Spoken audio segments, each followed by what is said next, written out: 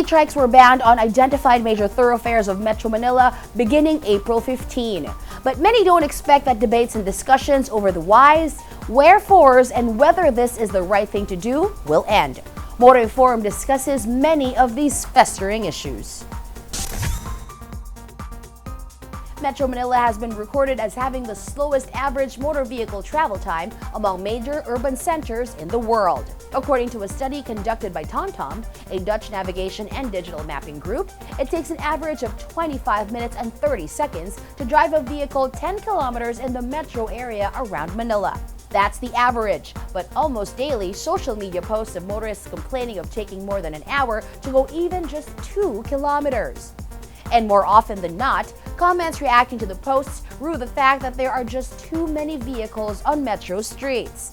But is it truly a fact? Let's take a look at the numbers in the Metropolitan Manila Annual Average Daily Traffic 2023 report issued by the MMDA. Every year, the MMDA reports on the average number of vehicles: cars, PUJs, UVs, taxis, PUBs, trucks, trailers, motorcycles, and tricycles recorded on the circumferential and radial roads in Metro Manila. According to the AADT report for 2023, an average of 3,634,233 vehicles filled the circumferential and radial roads in Metro Manila. Commonwealth Avenue in Quezon had the most number of daily traffic with 407,988, followed closely by EDSA with 400,342. Quezon Avenue was third with 312,486. In 2023, motorcycles topped the list of vehicles recorded daily on major thoroughfares at 1,674,646. Cars came a close second at 1,566,322.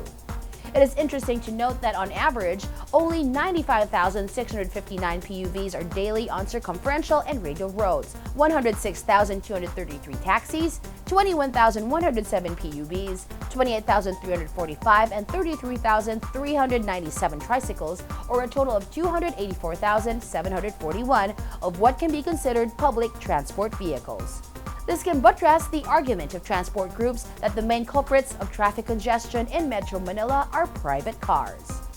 The rather disproportionate ratio of private cars to public transport vehicles can also be used to decry the woeful lack of public transport in Metro Manila. Perhaps that motorcycles make up the largest number of vehicles daily on the streets can also be attributed to the lack of public transport. People are resorting to motorcycles, much more affordable than cars, for private transport. Now let's compare the 2023 numbers to those of 10 years ago. According to the MMDA AADT summary report for 2013, on average, 2,535,078 were recorded daily on circumferential and radial roads of Metro Manila in 2013. Of the total, 1,739,180 were cars, 193,221 were PUJs, 36,551 were PUVs, 89,740 were trucks, 19,905 were trailers, 433,340 were motorcycles, and 23,141 were tricycles. Quick notable is the near threefold increase in the number of motorcycles daily on the road from 2013 to 2023, while the numbers of cars decreased by nearly 10%. It must be said that though the decrease can be explained by the MMDA placing taxis, presumably most of them cars, into its own separate category by 2023. Also notable is the decrease in the number of PUJs on the road, more than half from 2013 to 2023. The number of PUBs also decreased by around 22%, although UVs, not yet a category in 2013, can be included as public transport in 2023. All this comparison of numbers still indicates that people in Metro Manila aspire to own cars for private transport, that motorcycles, being quite affordable, have become the popular option for private transport. All indications point to people continuing to buy more cars and motorcycles, adding to the number of vehicles congesting Metro Manila streets daily. The congestion experienced every day makes it difficult to deny that the circumferential and radial roads of Metro Manila have reached or even surpassed design capacity.